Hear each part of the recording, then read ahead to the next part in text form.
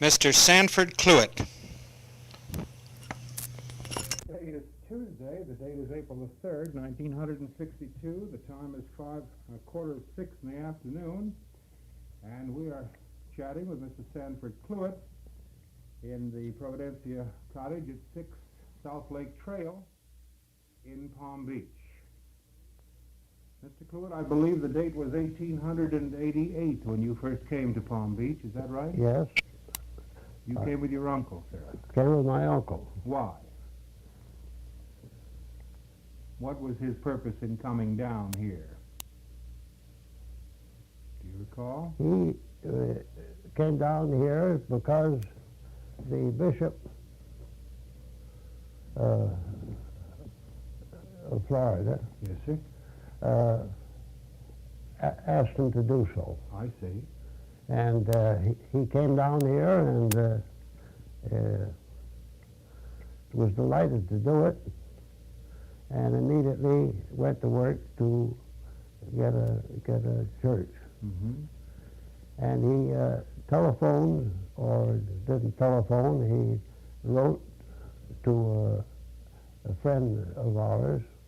I say ours because she was a great friend of his from experience in the Adirondacks, and asked her if she would help build a little church. Mm-hmm. She immediately sent him a check for $1,000. Oh, wonderful. And I think that built the whole church. And who was the lady?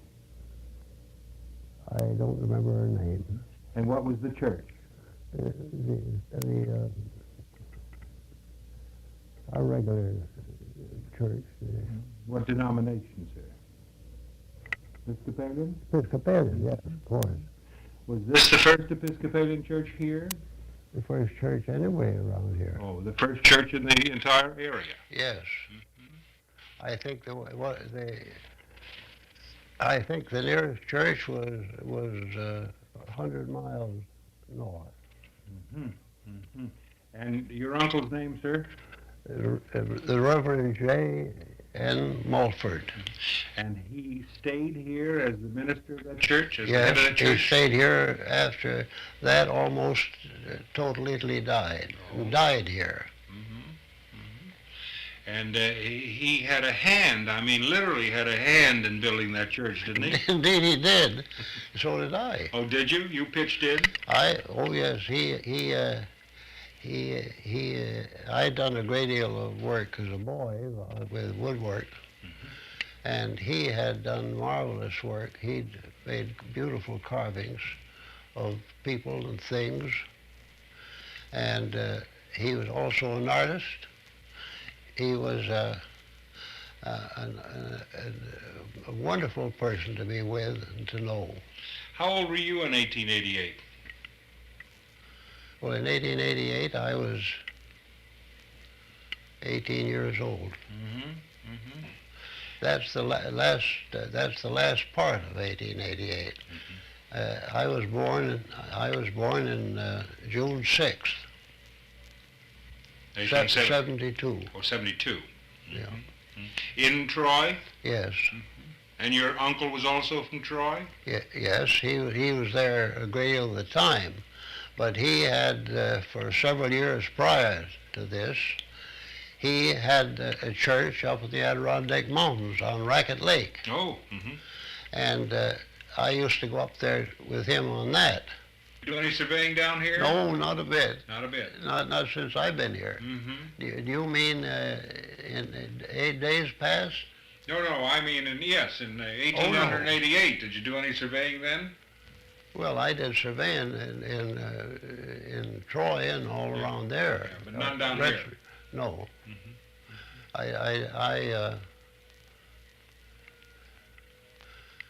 I did make maps, though. Oh?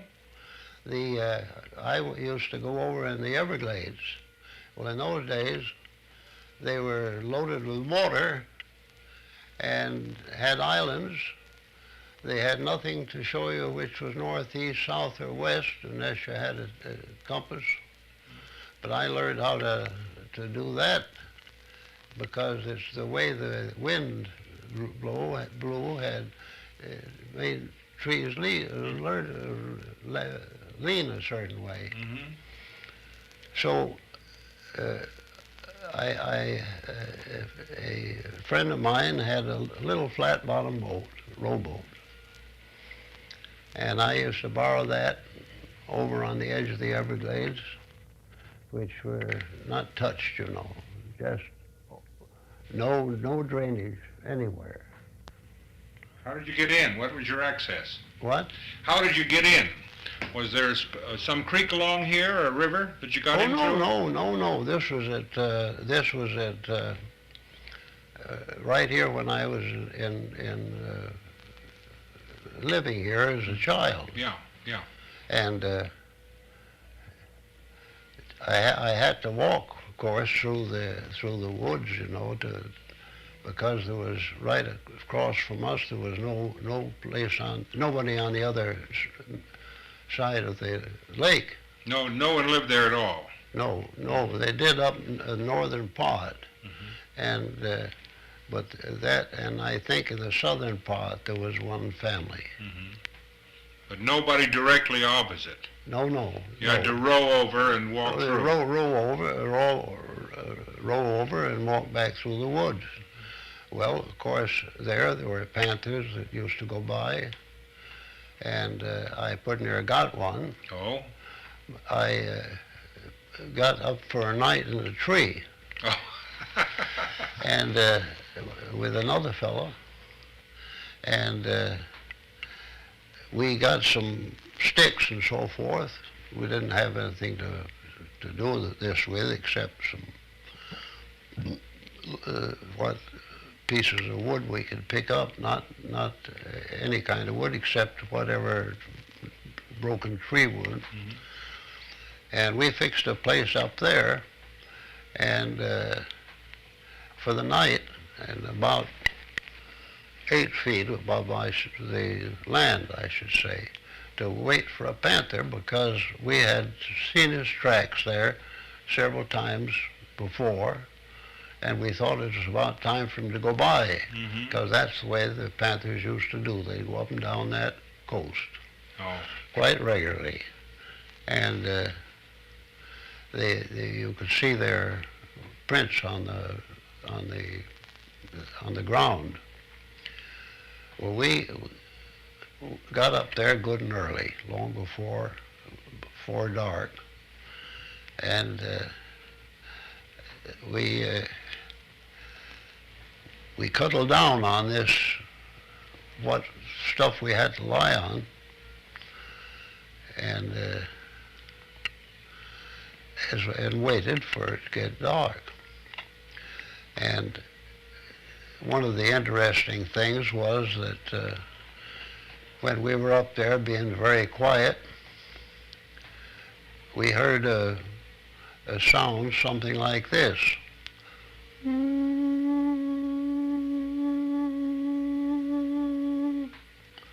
Well, those were mosquitoes, you see. Oh, heavens! Those were coming right up out of the ground, you know.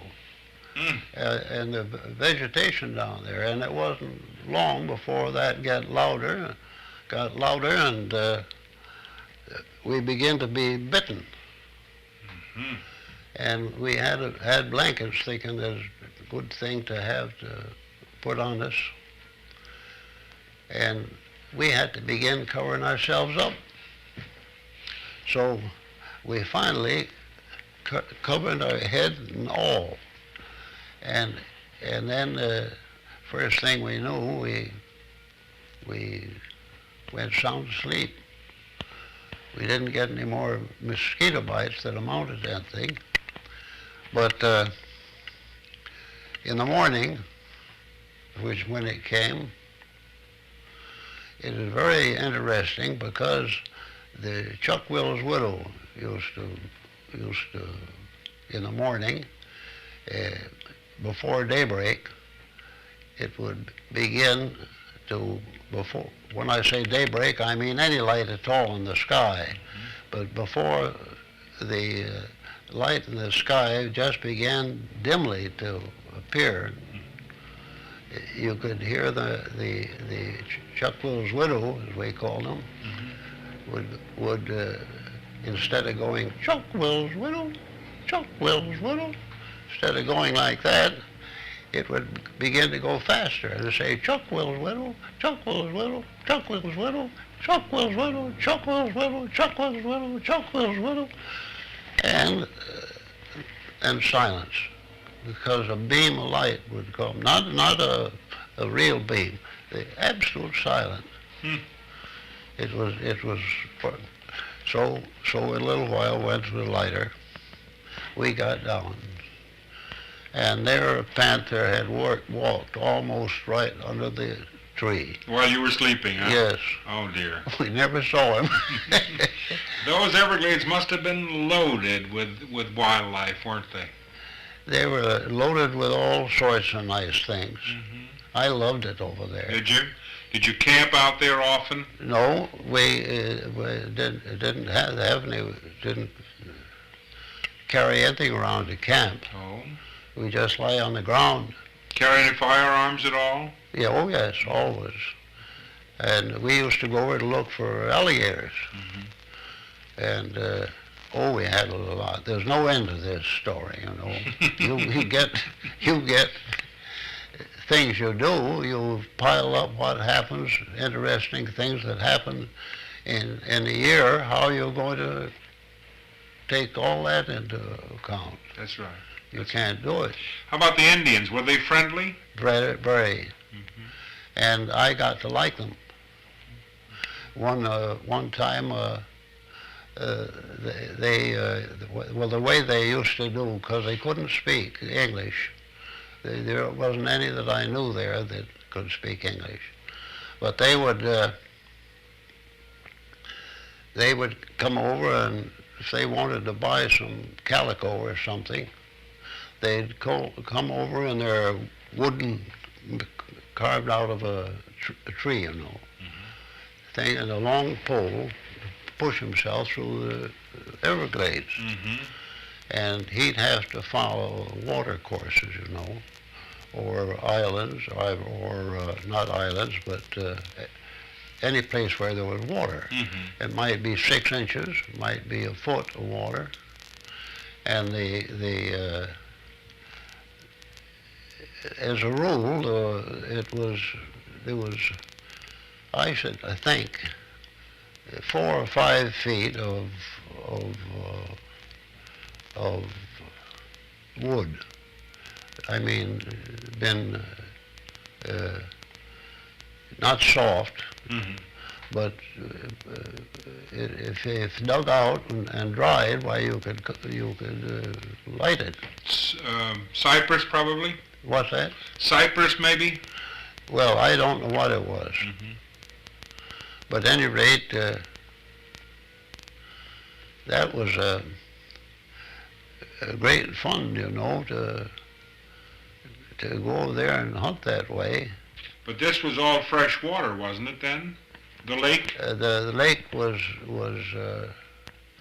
not all fresh water. Oh. It was open now and then.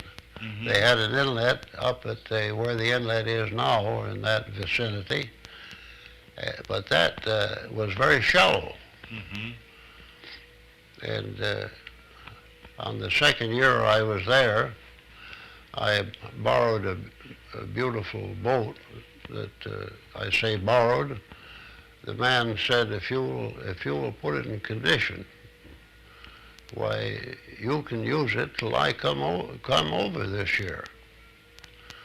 So I had the fun of putting that in good condition, and he never came, so I had it there for 2 years of sailing. Sailboat, huh? Yes. And it was a 30-foot sailboat. How was it rigged? That was two sails. It was with a foresail that was larger than the mainsail. Oh. Or the mainsail, not the mainsail. The mainsail was the foresail. The main sail, and the other one was smaller in the rear. Oh. But there was no jib. Hmm. And it very shallow. It could go in shallow water. And we used to sail that boat into places where now there are land that's been filled in. I mean, water. It used to be a great place to spear fish. Oh. And I used to sail in with that boat, flat bottom boat, and that is just where the golf course is today. Oh. No centerboard, huh? It was in the boat, yes. It had a centerboard? Yes. But you could raise it? Yes, so that we could raise it. But it was a great pleasure to be there. Sure. What did the inside of that church look like? Did the Reverend Mr. Mumford decorate it? Did he do any of his carvings for it? No, but he did all the, not the carving. I helped him make the seats. Mm-hmm. And I wanted to tell you how skillful he was about one of the things. He had some man to help to build the church, Mm-hmm. but he worked on it too. Oh, I see. Mm-hmm. And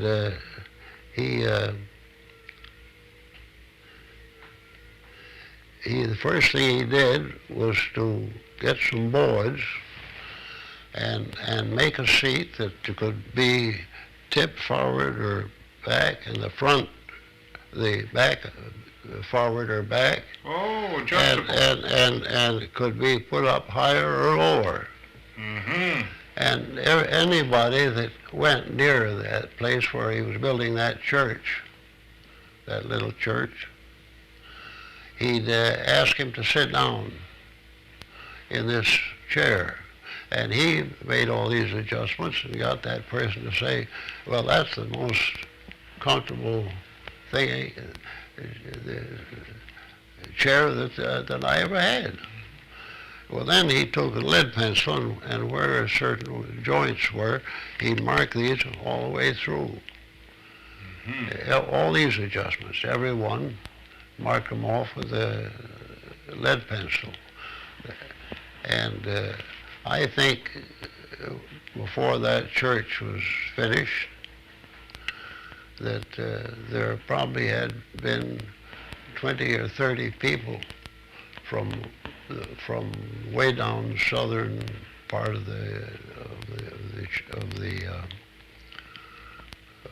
that country to, well, for 20 miles, and they used to come there. Mm-hmm. They sail up and down, come in by boat for church services? Yes, we didn't have any power boats there. And your uncle wanted to make it just comfortable to come to church? Very. That's a good idea, huh? Yes, that was. How many could he accommodate? How many could be accommodated in the pews? Well, I think I would say that that little church that would hold 20 to 30 people. Mm-hmm. No, I don't remember exactly the right number, but it was a nice little church, and the people came gradually from all over. How long did you stay here when you first came in 1888? I think until May. I see. From December till May. Mm-hmm. And then you came back every year thereafter? For 4 years. For 4 years. And then three more years. And then you settled down to your schooling, huh? Yes. Mm-hmm. Because a sailor came there, and he was a very fine fellow, a very good man, and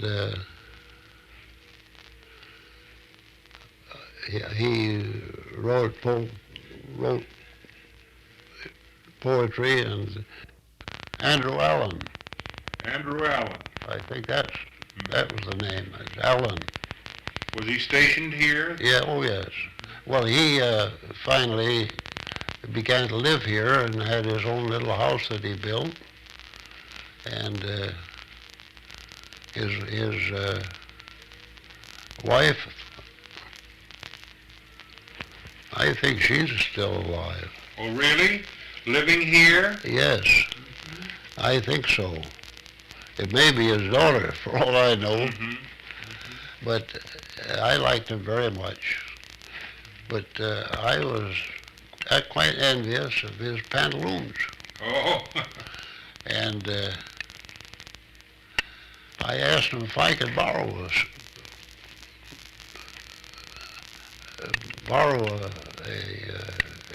pants. So I made my own pants. And that was quite a thing because all the things I had to solve there, they always 13 buttonholes. And these flaps that went over there for the Navy, and then these 13 buttonholes, and everything had to fit. And I could take his pants and see, and then I measured myself for hips and up here and length. So I still have them. You do, really? Yes. and that's ever since there. And I very proudly pull them out. They'd say, what do you know about making collars and shirts? Well, I said, that's got nothing to making pants and cutting them for people, and I pull out these pants. You did have some previous experience. Oh yes, that was very interesting, and there isn't anything you do that you don't learn a lot. It's impossible to, if you pay any attention to it. Did you go out on the beach much, or was it impassable? Couldn't you get across? What beach? The ocean beach. Could you get across from here then? Oh yes. There are several trails that have been made across. I see. It was pretty marshy though, wasn't it? Oh well, they piled up on the sides, and there's a marshy all over. But they even went so far as putting little. Well, they fill the roads in, and then had pipes, to let the water through underneath that would flow. Even ran culverts in there, huh? Yes, and homemade ones. But that made it so very nice to go to the beach and go swimming. Were those pathways high enough so that the alligators couldn't leap up at you? I never saw an alligator go for anybody. Oh, I noticed. And now the only one was one, I have a picture of it because I made a drawing of it the second day that I was here.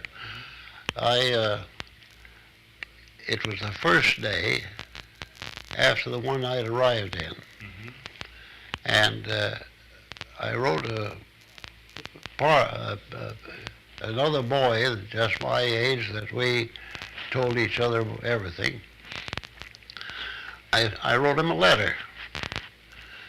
And I told him that the first thing I did this morning was to go out to go over to the ocean.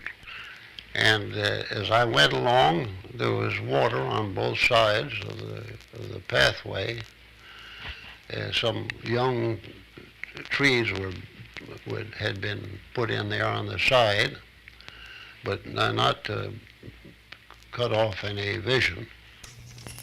Part 2 of Mr. Sanford Cluett is on the other side of this reel. Mr. Sanford Cluett, Part 2. And they had this ditch with water in it. And there I saw some young alligators, about 13 inches long, I would say. And I reached down and picked one up, and I heard, and I looked up, and there, right across this, far as from here to the well, not as far as from here to that window, a little closer than that, there was that ditch. On the other side of it was this fella standing right up on 4 legs, and his mouth open like that, you know, warning you to drop that. And I tell you, I dropped it quick. Yes, I'll bet. I dropped it quick, and he wasn't afraid of me. I wasn't, couldn't fight an alligator that size. It was a big one. But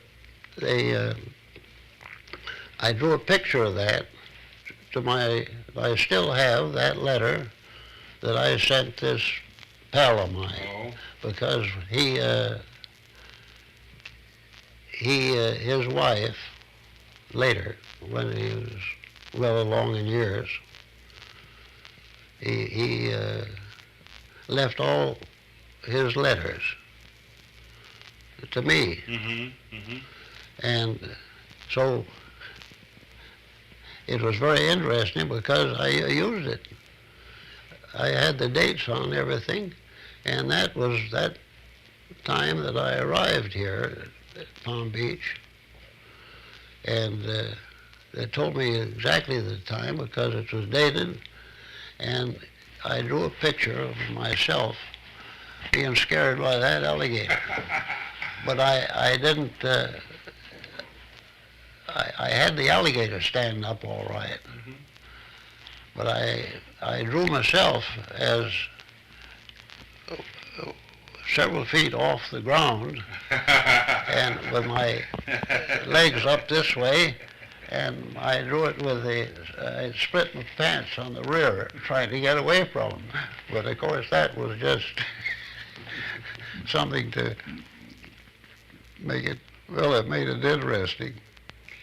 They reported that in those years, I suppose still now, but the vessels are not subject to it, there was a heavy inshore current in the first months of the year which drove vessels in on the shore and wrecked them. Were there any of those wrecks when you were here? No, we never saw a wreck there. We had one fellow that came in and got stuck in the inlet, you know. It was too shallow for him. Too shallow. But it was I often went outside there and always stayed out too late. Get harder to get back in time. Yeah. To ride those waves, huh? No, to get in and to not go aground. But a great many people did go aground. Sometimes I did. One time when people began to go to Palm Beach, and Mr. Dimmick had made a new house instead of his own home, which I was first in. He made a new house there that would take quite a few people. I think it was a fine experience to be there, and a fine experience to be able to go to the little school that I went to. Who built that school? I don't know. It was built, I think, some months before I came there. And I think there were only 5 of us. There may have been 6 in the school. But you were the oldest member of the group, weren't you? Yes, I think it was. You probably could teach them, couldn't you? Well, I could teach the teacher because I was working on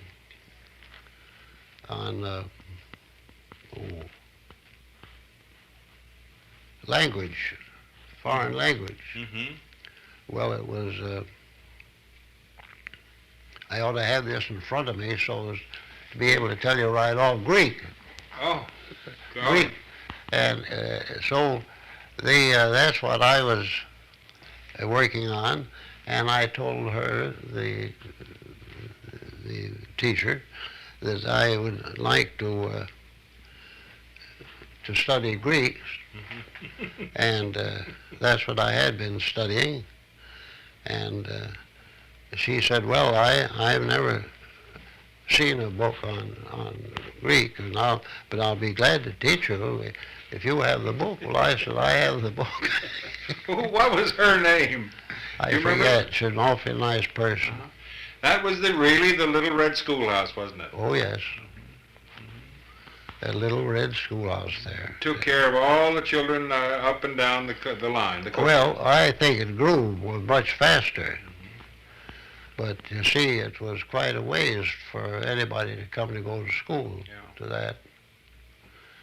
And as it was, we had to row up to where the school was from Dimmock's. Oh. And that was quite a little. Where was it located? Well, it was, I think it was located about a mile to the north. That may be not exact. To the north of Dimmock's? Yes. So it was a nice way, and I used to take row up there with Belle Dimmock and I think her cousin, and it was very interesting. Of course, with your experience in the woods of the Adirondacks, it didn't awe you a bit, did it? You were perfectly at home in the woods. Oh, yes, I'd go through the Everglades there and I made sketch maps of them. So that going or coming, it was just as though I was at home. Well, Mr. Cluett, I want to thank you for all of this time that you've given me. It's been most interesting. I wish I could speak out more clearly and more consecutively, but if you put it in writing, you would have at least I should say 500 or 1,000 books. I'm sure of that. I'm sure of that. There's no end to it. I'm sure of that. Well, I can tell you one thing about it. There isn't anybody that has got imagination to imagine what there was. They've never seen it. They've never heard of it. They've never been in a place where there wasn't anything except nature. Well, sir, I'm going to say thank you very much. I know that I'm probably holding up your dinner, and I'm very grateful to having had this chance to talk to you. Well, I tell you, I wish I had time to tell you all the happy things that... If the occasion ever arises, when I can come back, I'd like very much to do that, sir. Well, I'd be very glad to have you, and I'd be very glad to do anything I could that would be any benefit to this part of the country.